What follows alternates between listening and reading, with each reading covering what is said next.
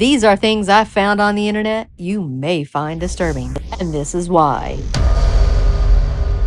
Now, I'm assuming this comes from the American taxpayer, and I want to tell you that's a bunch of bullshit. And to fund their terrorist proxy. This is a failed president. This is a disaster. I think Donald Trump wanted to celebrate a birthday, wanted to have a UFC fight, wants to do a bunch of stuff on the White House lawn. I think that was the plan, and he's been promising that there was going to be a deal, so he needed a deal. Wow, that's crazy, right? Is this a disaster? Did Trump make a bad deal? Stick with me, because we will cut through the hype and hysteria to discuss what's actually going on. Fresh off his announcement that the U.S. and Iran had reached a ceasefire agreement. The deal, according to the president, would reopen the Strait of Hormuz and lift the U.S. blockade on Iranian ports, a return to the status quo before the war. It opens a 60-day window to negotiate the end of the war and Iran's nuclear program.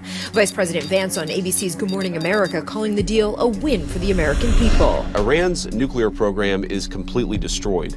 What this deal fundamentally does is it reopens the Straits of Hormuz. The vice president said the deal has been signed digitally, but no text of this framework has been released by the U.S. or Iran. But according to a senior administration official, this initial agreement leads to the dismantling of the Iranian nuclear program, leads to the United States destroying and removing enriched uranium from Iran, calls for inspections to ensure a long-term commitment and that it's long-term enforceable, and Iran gets rewarded economically only if they meet the obligations under the deal.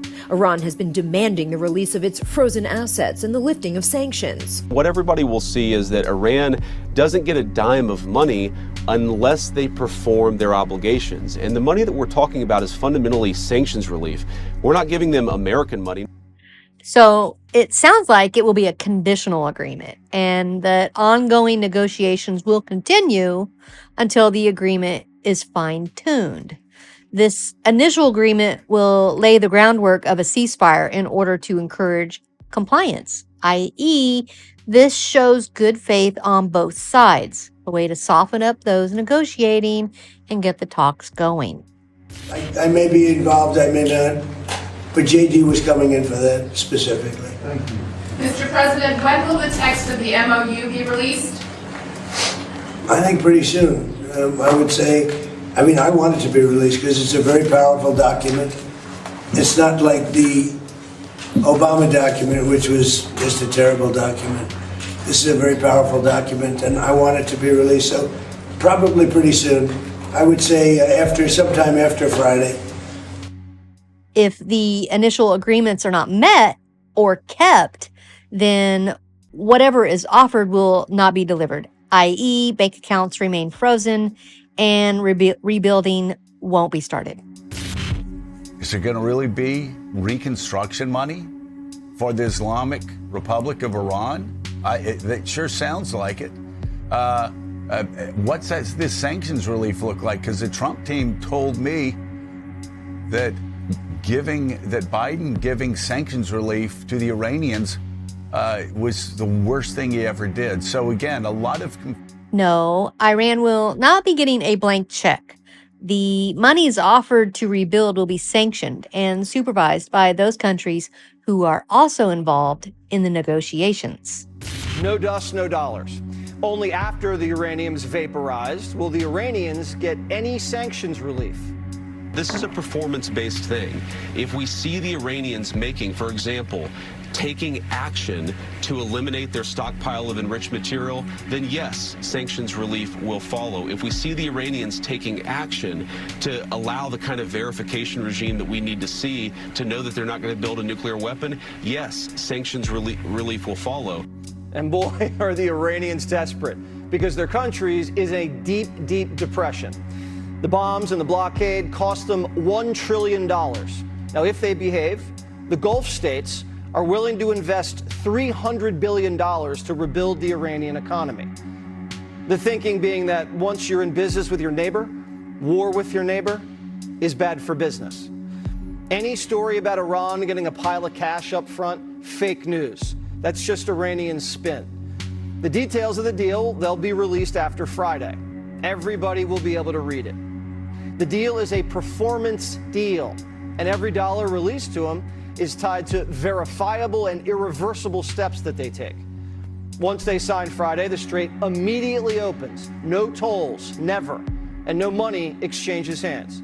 The blockade will be lifted once we see the Mosquito fleet and drones stand down. The strait's already coming back. Joins me now. Benjamin, the president seemed to get everything he wants.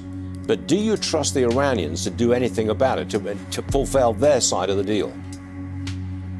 Yeah, it's a very, very good question. And I think that's one of the reasons that, and I'll explain in a minute, how any money that's going over to them will be a pay for performance. So they don't get anything at all until they commit to the agreements that they have made.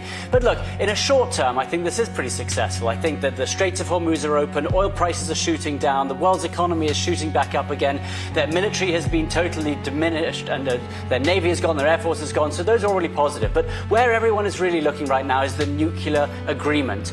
And what we're hearing from President Trump, and what we are hearing also about reports about the agreement, which again, we haven't seen the final text of it yet, is that Iran has both agreed to neither develop or acquire a nuclear weapon, and that the enriched uranium they have is going to be removed from the country. That is absolutely key. And I think that, if you look at what was happening here, was to demolish Iran's ability to build a nuclear weapon. Now, I will say that there are some people who hope the regime would fall. That is certainly not going to happen. And some people will say that the money going to Iran is a bit of a problem. There's a $300 billion reconstruction fund. There's $12 billion of frozen money that might be released. That's half of the total amount. But again, the US making it very clear that all of that will be a pay for performance amount.